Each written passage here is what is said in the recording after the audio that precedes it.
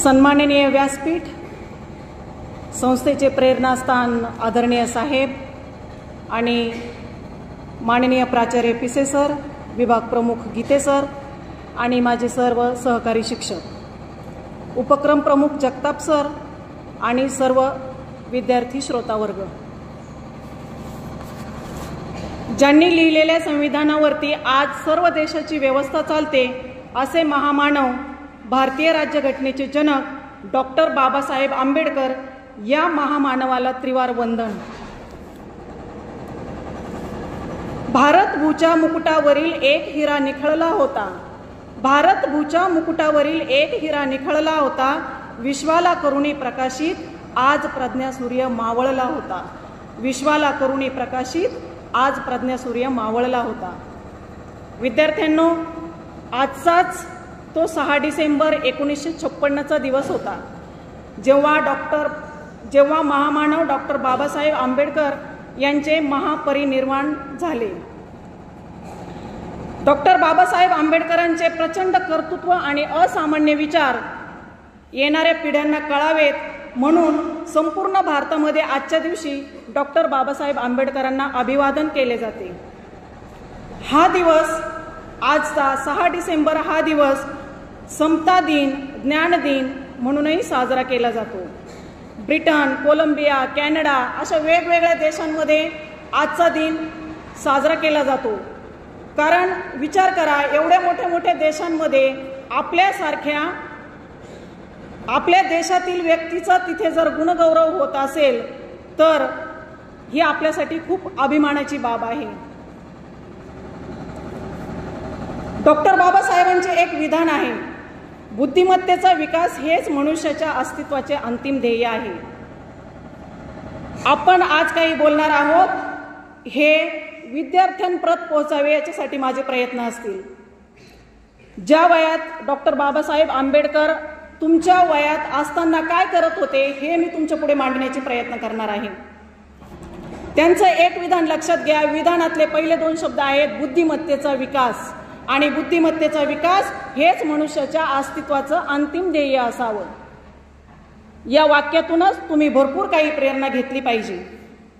प्रत्येकाला स्वतंत्र बुद्धी असते, प्रत्येक जण स्वतंत्र विचार करू शकतो, पण हा विचार करून आपण जर विचार केला पाहिजे। विचार कशावर करायचा असतो? जे परंपरेने चालत आलेलं आहे, जे पिढ्याने पिढ्या चालत आलेलं आहे, मग आपण पण तेच करायचं का? पिढ्याने पिढ्या चालत आलेल्या गोष्टींवर आपण विचार केला पाहिजे आणि कुणीतरी सांगतंय म्हणून पूर्वापार असंच चालत आलं पाहिजे। पिढ्याने पिढ्या त्याच रूढींना आपण, मग तेच न घडता आपण त्या रूढींना आळा घातला पाहिजे आणि त्यामध्ये बदल घडवून आणला पाहिजे। यालाच आपण बुद्धिमत्तेचा विकास असं म्हणूया। डॉक्टर बाबासाहेब आंबेडकरांबद्दल जर बोलायचं ठरलं तर त्यांचे वडील रामजी आणि माता भीमाई। डॉक्टर बाबासाहेब आंबेडकरांचा जन्म हा ज्या परिस्थितीत झाला मुलांनो, त्या परिस्थितीत त्यांना लहानपणापासूनच त्यांना अगदी विषम परिस्थितीला म्हणजे विषमतेला तोंड द्यावं लागलं होतं आणि या विषमतेला त्यांनी डगमगून न जाता त्यांच्यावर काहीतरी त्या विषम परिस्थितीवर, त्या विषमतेला तोंड देण्याच्या बाबतीत त्यांनी त्याच्यावर काहीतरी विचार केला आणि तो फक्त विचार म्हणजे त्यांच्या स्वतःसाठी केला नाही, तर तो विचार जगाला काहीतरी उपयोगी पडेल आणि त्याला काहीतरी न्याय मिळेल याच्यासाठी त्यांनी या गोष्टीवर विचार केला आणि आपला समाजाला काय उपयोग होईल याच्यासाठी त्यांनी प्रयत्न केले आणि समाजाला न्याय देण्यासाठी स्वतःला त्यांनी झोकून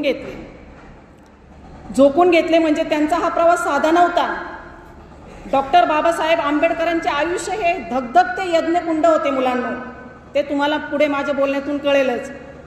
त्यांच्या संपूर्ण आयुष्याला एका शब्दात जर सांगायचं ठरलं तर एक शब्द आहे, तो म्हणजे संघर्ष। संघर्ष या शब्दावर तुम्ही विचार करा मुलांनो। संघर्ष त्यांनी कशाचा केला? संघर्ष त्यांनी केला शिक्षणासाठीचा, संघर्ष त्यांनी केला सामाजिक जागृतीचा, संघर्ष केला सन्मानासाठीचा आणि संघर्ष हा केला संविधान निर्मितीचा। शिका, संघटित व्हा आणि संघर्ष करा। संघर्षातून त्यांनी जगाला दाखवून दिले की रक्ताचा एकही थेंब न सांडता त्यांनी सामाजिक, राजकीय, धार्मिक यामध्ये क्रांती घडवून आणली. त्यांचे जर विचार माझ्या वाचनातून जे काही विचार मी तुमच्या पुढे मांडते ते तुम्ही खरंच आत्मसात करा, त्याच्यावर पुन्हा घरी गेल्यानंतर विचार करा. ते जेव्हा भारताचे पहिले कायदा मंत्री झाले, कायदा मंत्री झाल्यावर त्यांनी पहिला विचार केला स्त्रियांचा. स्त्रियांचा का विचार केला? स्त्रियांचा विचार केला समान वेतन, प्रत्येकाला समान काम आणि समान वेतन, याच्या बाबतीत त्यांनी स्त्रियांचाही जास्त विचार केला. समान कामासाठी समान वेतन आणि स्त्रियांच्या बाबतीत जर कायद्याचं उल्लंघन कोणी करत असेल तर त्याला नक्कीच शिक्षेची तरतूद केली जाईल, असं त्यांनी जेव्हा कायदा मंत्री झाले त्यावेळेसही या गोष्टींचं नियोजन केलं गेलं. ते म्हणत असे, शिक्षण हे वाघिणीचं दूध आहे, जो ते दूध प्राशन करेल तो गुरगुरल्याशिवाय राहणार नाही. पुन्हा एकदा विचार करा या वाक्याचा. ते म्हणत असे, शिक्षण हे वाघिणीचं दूध आहे आणि तो जे प्राशन करेल तो गुरगुरल्याशिवाय राहणार नाही. मुलांनो, आपल्यासारखं सुखसोयीचं जीवन त्यांना नव्हतं. खूप खडतर परिस्थितीमध्ये, आणि पुढे मी सांगते पहा, त्यांना जे काही शिक्षण मिळालं ते आपल्यासारख्या सुखसोयीसारखं नव्हतं. आपल्यासारखे वर्ग उपलब्ध नव्हते. त्यांना वर्ग जरी उपलब्ध झाला तर कोणत्या परिस्थितीत त्यांना वर्गात बसायची परवानगी कशी होती हे पुढे माझ्या बोलण्यातून तुमच्या लक्षात येईलच. त्यांना जेव्हा वर्गात शिकायला इच्छा होती, शिकण्यासाठी वर्गात जात होते, पण त्यांना एक अस्पृश्य म्हणून त्यांच्याकडे बघितले जायचे आणि त्यांना जी वागणूक दिली जायची त्या वागणुकीत त्यांनी शिक्षण घेतलं. हे फार म्हणजे फार विचार करण्यासारखं आहे. पण परिस्थिती खडतर असेल तरी शिक्षण घेतलं, पण शिक्षण घेताना त्यांनी कमीपणा हा लावून धरला नाही की मला वर्गाच्या बाहेर बसवलं आणि मला वर्गातून बाहेर काढलं. त्यांच्याकडे सर्व समाजाचा बघण्याचा दृष्टिकोन हा फार वेगळा होता. त्यांना अस्पृश्य विद्यार्थी म्हणून त्यांच्याकडे बघितलं जात होतं, पण तरी सुद्धा त्यांना वर्गाच्या बाहेर बसून जरी शिकायची वेळ येत होती तरी पण त्यांनी काय केलं, त्यांनी त्याला कमी न समजता शिक्षणाचा उपभोग करून घेतला, शिक्षणाचा उपयोग केला आणि अशा परिस्थितीत शिकून सुद्धा ते 9 भाषांचे जाणकार झाले. 9 भाषांचे जाणकार होऊन त्यांनी 32 ते 35 पदव्या संपादन केल्या. अशा परिस्थितीत शिकून सुद्धा त्यांनी 35 पदव्या संपादन केल्या. जगाच्या पाठीवर अनेकांनी अनेक पुरस्कार घेतले असतील. तुम्ही पाहता, आपण प्रत्येक बातम्यामध्ये याच्यामध्ये पाहतो अनेक पुरस्कार घेतलेले जगात व्यक्ती आहेत, पण डॉक्टर बाबासाहेब आंबेडकरांनी प्रज्ञासूर्य, बोधिसत्व, भारतरत्न, युगपुरुष, महामानव, क्रांतीसूर्य, विश्वविभूषक, ज्ञानयात्री, मानवी हक्कांचे कैवारी, शोषितांचे उद्धारक, आधुनिक भारताचे जनक, समाजसूर्य, मानववंशशास्त्रज्ञ, समाजशास्त्रज्ञ, कायदे पंडित, इतिहासकार, वक्ता, लेखक, बॅरिस्टर, पत्रकार, घटना सम्राट, अर्थमंत्री, भारतीय राज्यघटनेचे शिल्पकार असे डॉक्टर बाबासाहेब रामजी आंबेडकर. विचार करा या शब्दांचा. किती भारदस्त शब्द आहे ते. क्रांतीसूर्य, समाजशास्त्रज्ञ, कायदे पंडित कशामुळे झाले? या सगळ्या गोष्टी घडल्या या अभ्यासातून घडल्या विद्यार्थ्यांना. 1927 ते 1956 या काळात त्यांनी भारतीय स्त्रियांचा दर्जा वाढावा म्हणून त्यांनी सतत प्रयत्न केले. स्त्रियांना सांगितलं, त्यांनी 1942 मध्ये जेव्हा नागपूरमध्ये त्यांचं भाषण झालं त्यावेळेसही त्यांनी भाषणामध्ये सांगितलं, स्त्रियांना विशेष करून सांगितलं, तुम्ही स्वच्छता बाळगा, दुर्गुणांपासून दूर राहा आणि मुलामुलींना शिक्षण द्या. मुलामुलींना शिक्षण देऊन त्यांना महत्वाकांक्षी बनवा. हे त्यांनी त्यांच्या नागपूरच्या जेव्हा त्यांचं भाषण झालं त्यावेळेस सांगितलं. डॉक्टर बाबासाहेब हे नुसते पुस्तकी पंडित नव्हते. मुलांना तुम्ही म्हणाल फक्त अभ्यासाविषयीच बोलता, पण ते नुसते पुस्तकी पंडित नव्हते, तर त्यांनी आपल्या आयुष्यात आचार विचार या गोष्टींची सांगड घातली आणि आपल्या तत्वज्ञानाला कृतीची जोड दिली. डॉक्टर बाबासाहेब म्हणतात, शिक्षण म्हणजे वही पेन नव्हे. नुसतं शिक्षण म्हणजे वही पेन नव्हे, तर ते बुद्धीला सत्याकडे नेणारं, भावनेला संवेदनशीलतेकडे नेणारं आणि शरीराला श्रमाकडे नेणारं म्हणजे शिक्षण. शरीराला श्रमाकडे नेणारं म्हणजे शिक्षण. पिढ्याने पिढ्या तेच चाललेलं आहे आणि तेच आपण करायचं आणि त्यामध्ये पिढ्याने पिढ्या जर चालत आलेल्या गोष्टी जर आपल्यापर्यंत पोहोचत असतील तर आपण स्वतंत्र बुद्धीने विचार करून त्यामध्ये का बदल नाही करायचा? त्याच्यासाठी तर त्या बुद्धीने त्याने स्वतंत्र विचार करून त्या गोष्टीतलं सत्य शोधावं, सत्य दाखवून द्यावं जगाला आणि मग त्या गोष्टी परंपरेने चालल्या तर माझी काही त्याला हरकत नसेल, असे काही विचार. जेवढे शिक्षण घेऊ तेवढे तळागाळात जाऊन प्रयत्न करावेत. जेवढे आपण जसे आपले वर्ग वाढत चालतात, जसं आपण शिक्षण घेतो तसं आपण त्या गोष्टींना शिक्षण घेता घेता आपण त्या गोष्टींवर विचार केला पाहिजे. तळागाळात जाऊन आपण त्या गोष्टींना प्रयत्न केले पाहिजे आणि ते केलेले प्रयत्न हे समाजाला उपयोगी ठरतील याच्यासाठी आपण प्रयत्न केले पाहिजेत. पण आताची परिस्थिती अशी झाली, जेवढं शिक्षण वाढलं की श्रमाची लाज वाटते. तुम्ही विचार करा, आपलं जसं जसं शिक्षण वाढत चालतं, मुलगा 10वीला गेला, 12वीला गेला, आपलं शिक्षण वाढत चाललं की आपल्याला श्रमाची लाज वाटते. हे मी काम कसं करू? छोटंसं उदाहरण सांगते. आईवडिलांबरोबर आपण जर चाललो, गावाला जरी निघालो, तर आई म्हणाली ना, बाळा ही पिशवी घे रे तुझ्या हातात. बाळ म्हणतं नाही आई, मी पिशवी घेणार नाही. का? कारण त्याला लाज वाटते. तो मोठा आहे ना, कॉलेजला जाणारा मुलगा आहे, मी पिशवी कशी घेऊ? अशी श्रमाची लाज बाळगू नका मुलांनो. शिक्षण वाढलं म्हणजे श्रमाची लाज वाटू देऊ नका. डॉक्टर बाबासाहेबांचं आंबेडकरांचं वाचन असं होतं, वाचन इतकं प्रगल्भ होतं मुलांना. त्यांचे विचार असे होते, त्यांनी जर एकदा पुस्तक जर वाचलं, एकदा त्यांच्या हातात जर पुस्तक पडलं, त्यांच्या घराची परिस्थिती अशी होती, वडील प्रत्येक गोष्टीला पुस्तकाला त्यांना आर्थिक नियोजन करू शकत नव्हते. त्याच्यामुळे त्यांना असं वाटायचं, एकदा माझ्या हातात पुस्तक पडलंय ना, ते पूर्ण पुस्तक मी वाचूनच सोडणार. आणि वाचणार म्हणजे कसं? नुसतं नावापुरतं वाचायचं नाही, तर ते पुस्तक असं वाचायचं की ते पूर्ण पुस्तक त्यांच्या डोक्यात राहायचं, त्यांच्या विचारात राहायचं. त्या पुस्तकात काय आहे ते पूर्ण त्यांना 10 वर्षांनी जरी विचारलं ना की या पुस्तकामध्ये 355 पान नंबरवर काय आहे, तर ते 10 वर्षांनी सुद्धा सांगायचे, इतके ते बुद्धिमान होते. पुस्तक काय एवढं मन लावून वाचायचे ते? कारण घरची परिस्थिती अशी होती की एकदा हातात आलेलं पुस्तक आपल्याला परत पुन्हा विकत घेता येईल की नाही, पुन्हा आपल्याला हे पुस्तक मिळेल की नाही, या परिस्थितीचा विचार करून ते पुस्तक इतकं मन लावून वाचत होते. याच्यातूनही तुम्ही काहीतरी घेऊ शकता मुलांनो. पुस्तक इतकं मन लावून का वाचत होते? कारण घरातली परिस्थिती तशी होती, वडील प्रत्येक पुस्तकाला त्यांना पैसे पुरवू शकत नव्हते.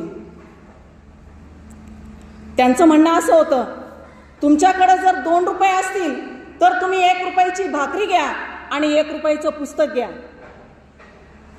कारण का? कारण भाकरी तुम्हाला जगायला शिकवेल आणि पुस्तक तुम्हाला कसं जगायचं हे शिकवेल. पहा, त्या 2 रुपयाचा सुद्धा त्यांनी कसा काटेकोरपणे विचार केला.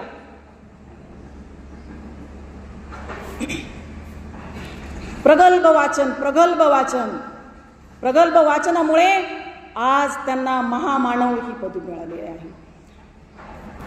विश्वास, आपलं त्यांचं म्हणणं असं होतं की विश्वास हा दैवावर नाही, विश्वास हा स्वतःच्या मनगटावर ठेवायचा. विश्वास हा आपल्या स्वतःच्या मनगटावर ठेवायचा.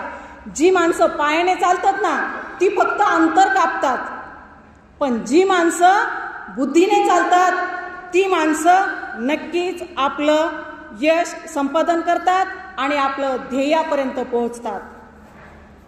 डॉक्टर बाबासाहेब आंबेडकरांचे असे प्रगल्भ विचार, मला ही संधी भेटली, पण खरंच हे विचार सुद्धा माझ्यावर अगदी प्रभावीपणे माझ्या मनावर खरंच परिणाम करण्यासारखे आहेत. त्यातले छोटेसे प्रसंग मी सांगते तुम्हाला. डॉक्टर बाबासाहेब आंबेडकरांचा छोटासा प्रसंग सांगते. त्यांचे वडील सैन्यात सुभेदार होते आणि ते पलटणीत राहायचे, म्हणजे सैन्याच्या त्यांना खोल्या राहायला असायच्या आणि त्या खोल्यांमध्ये ते राहायचे. मग पलटणीत राहत असल्यामुळे त्यांचा, डॉक्टर बाबासाहेब आंबेडकरांचा असा इतरांशी जास्त बाहेर काही संबंध येत नव्हता आणि बाहेर जास्त समाजाशी संबंध येत नसल्यामुळे त्यांना अशी अस्पृश्यतेची काही अशी कल्पना नव्हती तोपर्यंत.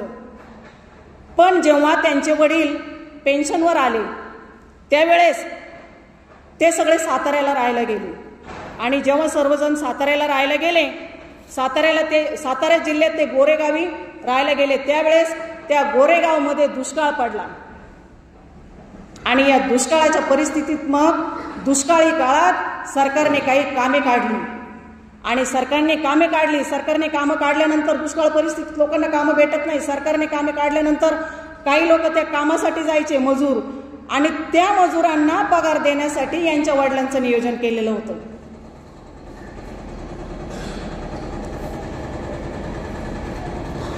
आणि दुष्काळी कामामध्ये एक पाण्याचा तलाव त्यांनी सुरू केला. सरकारने पाण्याच्या तलावाचं बांधकाम केलं पाण्याच्या तलावाचं काम सुरू केलं आणि तिथे खूप मजूर कामाला येऊ लागले आणि कामाला आल्यानंतर त्यांना सगळा पगार कोणी द्यायचा? डॉक्टर बाबासाहेब आंबेडकरांच्या वडिलांवर ही जबाबदारी होती.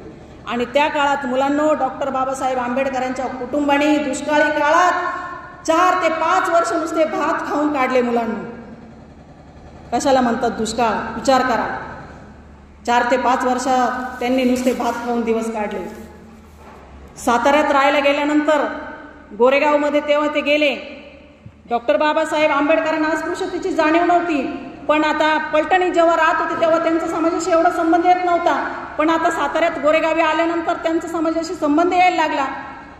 डॉक्टर बाबासाहेब आंबेडकर जेव्हा एखाद्या दिवशी त्यांनी ठरवलं की आज कटिंग करायला जायचे, कटिंग करायला गेले तर विद्यार्थ्यांना विचार करा, त्यांना न्हावी सुद्धा भेटत नव्हता म्हणजे कसा? न्हावी असायचा, पण न्हावी काय म्हणायचा? ही अस्पृश्यांची मुलं आहेत आणि यांची कटिंग करणार नाही, म्हणून त्यांना न्हावी भेटत नव्हता. विचार करा, कटिंग करायला गेलं तर न्हावी त्यांच्यापासून लांब राहत असे, त्यांची कटिंग करत नसे, मग त्यांची बहीणच त्यांच्या भावांची कटिंग करायची घरी. आणि वडील गोरेगाव येथे असताना, वडील गोरेगावमध्ये राहत होते. हे जेव्हा साताऱ्यातून गोरेगावमध्ये गेले त्यावेळेस वडील गोरेगावमध्ये आणि यांचं कुटुंब साताऱ्यात काही काळ थांबलं. त्या काळात त्यांनी, वडील काय करायचे? त्यांना पत्र लिहायचे घरच्यांना, आणि हे सुद्धा त्यांना त्या काळात पत्र पाठवायचे. वडिलांनी पत्र पाठवलं त्यांना आणि त्या पत्रामध्ये लिहिलं, तुम्ही सर्वजण गोरेगावला या. यांना आनंद झाला. वडिलांचं पत्र हातात पडलं. आईला सांगितलं आपल्याला गोरेगावला जायचं. गोरेगावला जायचं म्हणजे कशात जायचं? आगगाडीत जायचंय. डॉक्टर बाबासाहेब आंबेडकरांनी त्या काळात तेव्हा आगगाडीच पाहिलेली नव्हती. लहान असताना आगगाडीत जायचं म्हटल्यावर त्यांना भलता आनंद झाला.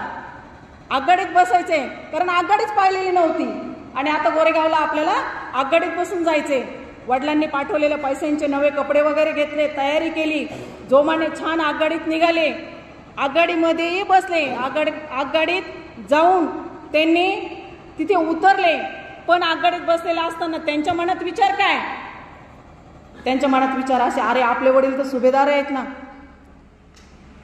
सुभेदार आहेत म्हटल्यावर आपल्याला, आपण आगगाडीमधून उतरल्यानंतर आपल्याला काहीतरी गाडी घ्यायला येईल कोणाची तरी. आपले वडील सुभेदार आहेत तर कोणीतरी नोकर बरोबर पाठवतील, हे विचार त्यांच्या मनात चालू होते. गाडीतून उतरले, स्टेशनवर थांबले.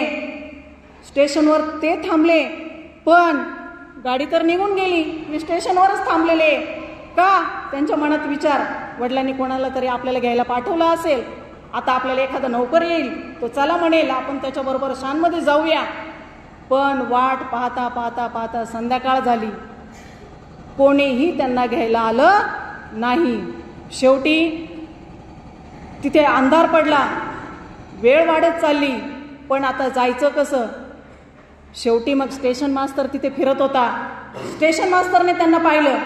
स्टेशन मास्तरने पाहिल्यानंतर त्यांनी विचारलं, तिथे कोणीच राहिलं नाही, फक्त हेच राहिले स्टेशनवर. स्टेशन मास्तरने त्यांना विचारलं, कोण आहात तुम्ही? कोण आहात तुम्ही विचारल्यानंतर जेव्हा स्टेशन मास्तरला कळालं, अरे हे अस्पृश्य आहेत, कपडे चोपडे तर चांगले आहेत, सुखवस्तू कुटुंबातले आहेत असं वाटतं ते, पण जेव्हा स्टेशन मास्तरला कळालं अरे हे अस्पृश्य आहेत म्हटल्यावर स्टेशन मास्तर सुद्धा त्यांच्यापासून लांब मोठ्याने डचकला आणि लांब सरकला की माझा त्यांना स्पर्श होऊ नये. पण वेळ अंधाराची, गाडी तर निघून गेली, गोरेगावला पोहोचायचं स्टेशनवरून, कसं करणार आता? पण स्टेशन मास्तरने लांबून का व्हायना कमीत कमी विचार केला आणि त्यांना एक गाडी करून दिली. गाडी करून दिली तर गाडी चालवणारा गाडीवान पण म्हणतो, अस्पृश्यांची मुलं आहे, मी कशी नेऊ गाडीत, मी नाही गाडी चालवणार. अरे गाडी चालवणार नाही, मग जाणार कसं गोरेगावला? पण डॉक्टर बाबासाहेब आंबेडकर हे पलटणीत राहिलेले असल्यामुळे त्यांना गाडी चालवता आली. त्यांनी ती गाडी चालवली, गोरेगावपर्यंत जायचे निघाले ते गोरेगावला. पण गाडीवान जो बरोबर होता ना, तो काही गाडी चालवत नव्हता. तो असा अंतर ठेवून बसला त्या गाडीत, तो काही गाडीत बसला नाही. गाडी पुढे पुढे चालली. तिकडून गाडीवान काय म्हणतो त्यांना, अरे अंधार भरपूर झालाय, चाललं तर खरं पुढे, पण आता इथे पुढे कुठेतरी थांबा आणि भाकरी खाऊन घ्या, इथेच भाकरी खा, पुढे गेल्यानंतर तुम्हाला कोणी पाणी सुद्धा प्यायला देणार नाही. का? अस्पृश्य आहे म्हणून. पुढे गेल्यानंतर तुम्हाला पाणी सुद्धा मिळणार नाही प्यायला, असा विचार केला. आणि रात्रीची वेळ होती, उतरले, एका ठिकाणी थांबले. गाडीवान त्याच्या पद्धतीने भाकरी खाऊन आला आणि यांनी यांच्या पद्धतीने भाकरी खाऊन घेतल्या. रात्रीचे 12 वाजले असे तसे गोरेगावपर्यंत पोहोचता. 12 वाजले, जवळजवळ आले गोरेगावच्या. आणि तिथे मग टोल नाका आला. टोल नाक्यामध्ये त्यांना असं वाटायला लागलं, पुढे कोणाला तोंड द्यायचंय आता. इथं तर अशा गाडीचं मोठ्या अपेक्षेने आलो होतो, कोणीतरी नोकरी येईल, कोणीतरी गाडी येईल, असं काही होत नाही चाललं. परिस्थिती तर वेगळी वेगळी दिसते आपल्याला. जेव्हा समाजाशी त्यांचा जेव्हा संबंध यायला लागला तेव्हा त्यांना हे प्रसंग जाणवायला लागले. आणि मग 12 वाजले, पुढे गेली गाडी, टोल नाका आला. टोल नाक्यावर पण डॉक्टर बाबासाहेब आंबेडकरांना पारशी भाषा येत होती. तुम्हाला मी सांगितलं सुरुवातीला, ते 9 भाषांचे जाणकार होते, त्यांना पारशी भाषा सुद्धा येत होती. आणि पारशी भाषा येत असल्यामुळं त्यांनी त्या टोल नाक्यावाल्यांचा सामना कसा बसा केला. कसे बसे गोरेगावला पोहोचले. म्हणजे पहा, वडिलांकडे जायचं, वडिलांचं पत्र आलं म्हणून वडिलांकडे जायचं गोरेगावला. पण गावाकडे जाण्यासाठी सुद्धा अस्पृश्य लोकांना कशी वागणूक दिली जात होती, कशी गाडीची सोय झाली, हे सगळं परिस्थिती तुमच्या लक्षात आली असेल. डॉक्टर बाबासाहेब आंबेडकर ज्यावेळेस शाळेत होते, त्यांना एक शिक्षक होते. त्या शिक्षकांचं नाव होतं कृष्णा केशव आंबेडकर. लक्षात घ्या, त्या शिक्षकांचं नाव काय होतं? कृष्णा केशव आंबेडकर. आणि डॉक्टर बाबासाहेब आंबेडकर ज्यावेळेस शाळेत जात होते त्यावेळेस त्यांचं आडनाव आंबेडकर नव्हतं मुलांना, त्यांचं आडनाव होतं आंबावडेकर. पण त्या शिक्षकांनी त्यांना काय सुचवलं, हे आंबावडेकर आडनाव जरा आडनिडीच वाटतंय ना, त्याच्यापेक्षा तू आंबेडकर हे नाव धारण कर. त्यांना शाळेच्या वयात सांगितलं गेलं. आणि मग आंबावडेकर नाव सुचवलं त्यांनी, त्या शिक्षकांनी त्यांना सुचवलं. आणि मग त्यांचं आंबावडेकर हे नाव बदलून आंबेडकर झालं. शाळेच्या रेकॉर्डमध्ये मग त्यांचं नाव तिथून पुढे आंबेडकर झालं. छोटे होते, 4थीला होते. ज्यावेळेस ते 4थी उत्तीर्ण झाले ना, डॉक्टर बाबासाहेब आंबेडकर ज्यावेळेस 4थी उत्तीर्ण झाले त्यावेळेस सहपरिवार ते मुंबईला पण राहायला गेले काही दिवस. ज्यावेळेस ते मुंबईला राहायला गेले त्यावेळेस एलिफंटा रस्त्यावर सरकारी शाळा होती. त्या शाळेत त्यांना दाखल करायचं ठरवलं. पण परिस्थिती तर अशी आहे, अस्पृश्य समजतात ते, काय करायचं. पण वडील सुभेदार होते पूर्वी. वडील सुभेदार असल्यामुळे कसं बस प्रयत्न करून त्यांनी त्या सरकारी शाळेत प्रवेश तर मिळवला. प्रवेश मिळाला, शाळेत गेले. पण शाळेत त्यांना काय अनुभवायला भेटलं, शाळेत त्यांना शिक्षकांचं सहाय्य अजिबात भेटलं नाही. विचार करा, शिक्षकांचं सहाय्य त्यांना अजिबात भेटलं नाही. सुभेदार वडील असल्यामुळे फक्त शाळेत प्रवेश भेटला, पण वर्गात बसायची परवानगी भेटली नाही. विचार करा, ज्या शाळेत आपण ऍडमिशन घेतलंय त्या शाळेत वर्गातच बसायचं नाही म्हटल्यावर काय असेल त्या मुलाची परिस्थिती, काय परिणाम असेल त्या विद्यार्थ्याच्या मनावर. शाळेत ऍडमिशन घेतलंय पण वर्गात बसायची परमिशन नाही, शिक्षकांचं सहाय्य नाही, अशा परिस्थितीत त्यांना शिकायचंय. पण ह्या परिस्थितीला सुद्धा डॉक्टर बाबासाहेब आंबेडकरांनी त्या वयात तोंड दिलं. त्यांना जर शाळेच्या वेळेत जर तहान लागली ना, तर त्यांना त्या भांड्याला हात लावायची सुद्धा परवानगी नव्हती. त्यांनी हक्काने जायचं, पाणी प्यायला घ्यायचं, ही सुद्धा परवानगी त्यांना शाळेच्या वयात नव्हती. मुलांनो बघा, ज्या शाळेत आपल्याला सकाळी 9 ते 5 थांबायचे त्या शाळेत आपल्याला पाणी सुद्धा प्यायची परवानगी नाही, तर मग कसं शिकत असेल त्या विद्यार्थ्याची मनस्थिती काय असेल. त्यांना जर तहान लागली, तहान लागल्यानंतर काय करायचं, कोणाला तरी म्हणायचं पाणी प्यायचे, पाणी प्यायचं म्हणायचं. आणि मग जो उच्च जातीय कोणी व्यक्ती असेल त्यांनी त्याला ते पाणी टाकायचं आणि त्या डॉक्टर बाबासाहेब आंबेडकरांनी ते ओंजळीने पाणी प्यायचं. पहा, उच्च धर्मीय लोकांनी त्यांना असं ओंजळीत पाणी टाकायचं आणि ते त्यांनी असं ओंजळीने पाणी प्यायचं. विचार करा, वर्गातही बसायचं नाही, शिक्षकांच्या जवळही जायचं नाही, शिक्षकांचं सहाय्य नाही. साधी पाण्याच्या भांड्याला सुद्धा हात लावायची परवानगी नाही.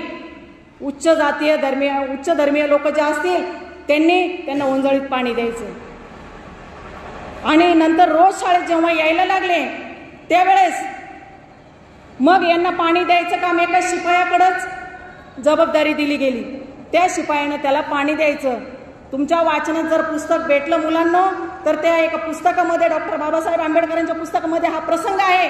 आणि त्या प्रसंगाचं या प्रसंगाला शिपाई नाही तर पाणी नाही हा एक टॉपिक आहे. त्याचा तुम्ही शोध घ्या, ते नक्कीच वाचा मुलांना. शिपाई नाही तर पाणी नाही.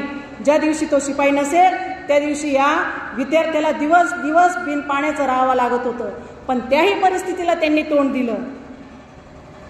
असं शिक्षण घेत घेत घेत doctor Babasaheb Ambedkar matric pass झाले. मॅट्रिक पास जेव्हा ते 10वीला होते, 10वीला असताना मुलांना 10वीचे पेपर सुरू झाले. आणि जेव्हा पेपर सुरू झाले त्यावेळेस लक्ष देऊन ऐका, त्यावेळेस पेपर सुरू झाले. पेपरची जेव्हा परीक्षा चालू झाली त्यावेळेस त्यांचा नंबर तालुक्याच्या ठिकाणी आला. आता तालुक्याच्या ठिकाणी रोज पेपरला जायचे. त्यांच्या वडिलांनी ठरवलं मग आपण असं करूया, तुझे पेपर होईपर्यंत आपण तालुक्याच्या ठिकाणी एखादी खोली घेऊ आणि तिथे आपण राहूया. असं नियोजन त्यांनी केलं. ठरल्याप्रमाणे त्यांनी खोली घेतली. पहिल्या दिवशी पेपरला गेले. पेपरहून आल्यानंतर जेवण केलं. घरी आल्यावर वडील म्हणाले तुझा पेपर झाला, हे सगळं चौकशी झाली असेल. त्याच्यानंतर जेवणाचं नियोजन, जेवण केलं. पण वडील त्यांच्यासोबत जेवले नाहीत. त्यांना पहिल्या दिवशी काय नाही वाटलं त्याचं आंबेडकरांना. दुसऱ्या दिवशी ठरल्याप्रमाणे पेपरला जाऊन आले. दुसऱ्या दिवशी आता जेवण करायचंय, पण दुसऱ्या दिवशी सुद्धा ते एकटेच जेवले. वडील काय त्यांच्या बरोबर जेवणा. दुसऱ्या दिवशी थोडंसं त्यांच्या मनात आलं की आपले वडील आपल्या बरोबर जेवत नाहीये. पण तिसऱ्या दिवशी जेव्हा ठरल्याप्रमाणे ते जेवायला बसले त्यावेळेस ते काय म्हणाले वडिलांना की तुम्ही सुद्धा माझ्या बरोबरच जेवा. पण वडील म्हणाले अरे तू जेवून घे. नाही म्हणे तुम्ही सुद्धा माझ्या बरोबरच जेवायला बसा. मग त्यांच्या मनात असं आलं की ते का बरं जेवायला बसत नाहीये. म्हणून त्यांनी मागे खोली जाऊन पाहिलं, टोपलं उघडून पाहिलं तर टोपल्यामध्ये पुढच्या व्यक्ती जेवल एवढी सुद्धा भाकरी नव्हती. म्हणजे वडील फक्त मुलाला जेवता येईल एवढीच तरतूद करण्याची त्यांची परिस्थिती होती. गावच्या ठिकाणी तालुक्याच्या ठिकाणी खोली घेऊन राहिले. नियोजनाप्रमाणे ठरलं. हे सगळ्या गोष्टी जेव्हा त्यांनी टोपलं उघडून पाहिलं म्हणे याच्यात तर तुम्हाला जेवण नाही आणि तुम्ही मला एकट्यालाच काल पण जेवायला सांगितलं, आज पण जेवायला सांगितलं. मग तुम्ही रोज असंच करता का? तुम्ही उपाशी राहता आणि मला जेव घालता, मला पोटभर जेव घालता आणि तुम्ही उपाशीच राहता. तेव्हा त्यांचे वडील काय म्हणाले आपण पेपरला आलेलो आहोत, तू पेपर चांगले दे, चांगले आणि मॅट्रिक पास हो. आणि जेव्हा तू खूप शिकशील आणि तुझ्या शिक्षणाचा या समाजाला उपयोग होईल त्यावेळेस माझं नक्की पोट भरलेलं असेल. म्हणजे त्यांना कोणत्या भुकेची आशा होती. मुलगा शिकेल आणि मुलगा ज्या शिक्षणाचा समाजासाठी उपयोग करेल त्यासाठी ते स्वतः उपाशी राहून मुलाला एकट्याला जीव घालत होते. असं करता करता ते मॅट्रिक पास झाले. मॅट्रिक पास झाल्यानंतर त्यांचं अभिनंदन करायचं होतं. अभिनंदनाचा कार्यक्रम ठरला. त्यांचं अभिनंदन करायचं होतं. अभिनंदन करण्यासाठी केळुसकर गुरुजी म्हणून होते. त्या केळुसकर गुरुजींनी त्यांना बुद्धचरित्राची एक भेट दिली. बुद्धचरित्राची प्रत त्यांना एक भेट दिली. पण तुम्हाला माझ्या बोलण्यात अगोदर मी सांगितलं त्यांच्या हातात एकदा पुस्तक पडलं म्हणजे ते त्याचा फाडशाच पाडणार आणि ते पुस्तक वाचणारच. मग त्यांना या केळुसकर गुरुजींनी जे बुद्धचरित्राची प्रत दिली त्यांनी ती वाचली आणि बुद्धचरित्राची प्रत वाचल्यानंतर ते बुद्धाप्रती ते आकर्षित झाले. बुद्धांचे विचार त्यांच्या मनाला भावले. म्हणजे अभिनंदन करताना त्यांना बुद्धाची प्रत भेटली आणि तिथून पुढे काय बदल होत गेला हा विषय फार आणखी मोठा आहे. त्यानंतर डॉक्टर बाबासाहेब आंबेडकर जेव्हा समाजकार्याला लागले, जेव्हा सामाजिक कार्य करायला लागले, कोल्हापूरमध्ये जेव्हा ते सामाजिक कार्य करत असताना कोल्हापूरमध्ये त्यांची राजश्री शाहू महाराज यांच्याशी परिचय झाला. राजश्री शाहू महाराज यांना त्यांचं शिक्षणाचं सगळी परिस्थिती त्यांनी पाहून, ज्या वेळेस त्यांना मॅट्रिक नंतर पुढे आणखी शिक्षणासाठी पुढचं पदव्या घेता घेता पुढे शिक्षण जाण्यासाठी त्यांना लंडनला जायचं होतं. डॉक्टर आंबेडकरांना जेव्हा लंडनला जायची तयारी होती तेव्हा सुद्धा त्यांचं आर्थिक नियोजन नव्हतं. त्यावेळेस राजश्री शाहू महाराज यांनी त्यांना 1,500 रुपयाची मदत केली होती. त्या काळात लंडनला गेल्यानंतर सुद्धा त्यांनी वेळ वाया घातला नाही. त्यावेळेस सुद्धा त्यांनी वेळ वाया घातला नाही. मुलांनो, ग्रंथालयात जायचं असेल, जेव्हा ग्रंथालयाचे दरवाजे उघडले तर ग्रंथालय उघडले पहिला विद्यार्थी म्हणजे डॉक्टर बाबासाहेब आंबेडकर ग्रंथालयात सकाळी जाणार आणि ग्रंथालय पूर्ण दिवसभर त्या ग्रंथालयाचा उपयोग करणं म्हणजे त्यांचं पुस्तक, त्यांचा अभ्यास. ते खाणं पिणं मनोरंजन या गोष्टीला महत्त्व देत नव्हते. ग्रंथालयामध्ये जाणारा हा पहिला विद्यार्थी, पण एकदा सकाळी गेल्यानंतर ग्रंथालयात पूर्ण दिवसभर थांबून पुस्तकांचं वाचन करून ग्रंथालयाच्या बंद करण्याच्या वेळी सुद्धा सगळ्यात शेवटचा विद्यार्थी बाहेर पडणारा तो सुद्धा डॉक्टर बाबासाहेब आंबेडकरच असायचे. पहा किती वाचन असेल त्यांचं. ग्रंथालयात प्रथम प्रवेश त्यांचाच आणि शेवटी ग्रंथालय जेव्हा बंद करायची वेळ यायची तेव्हा शेवटी सुद्धा तेच बाहेर पडणारे. ग्रंथालयामध्ये वाचन केल्यानंतर घरी गेल्यानंतर सुद्धा ते मध्यरात्रीपर्यंत अभ्यास करायचे.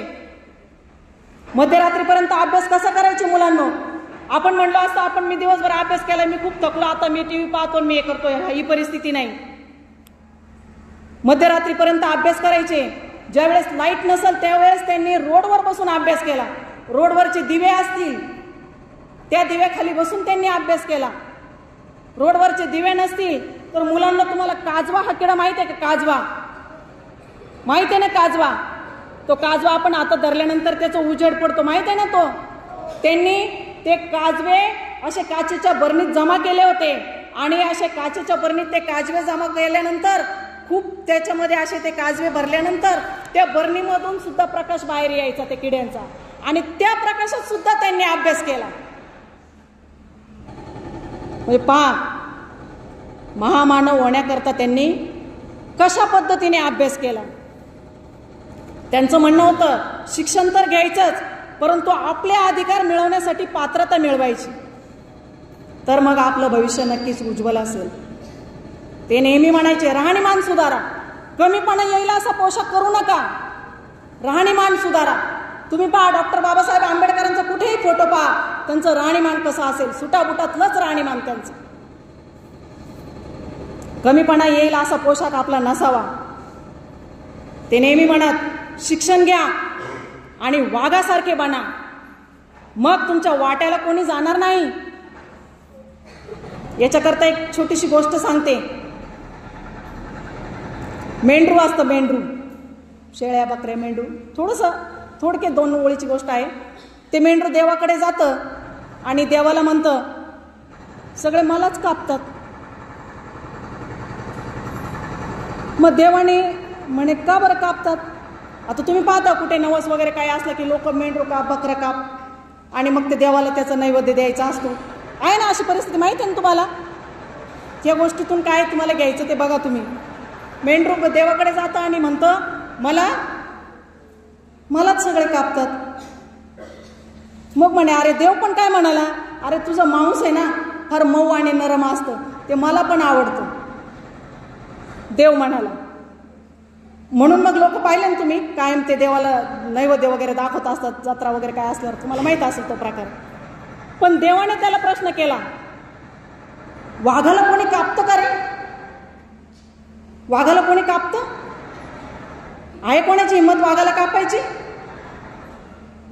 म्हणूनच ते म्हणायचे मग वाघासारखं वागा, म्हणजे तुमच्या वाट्याला कोणी जाणार नाही.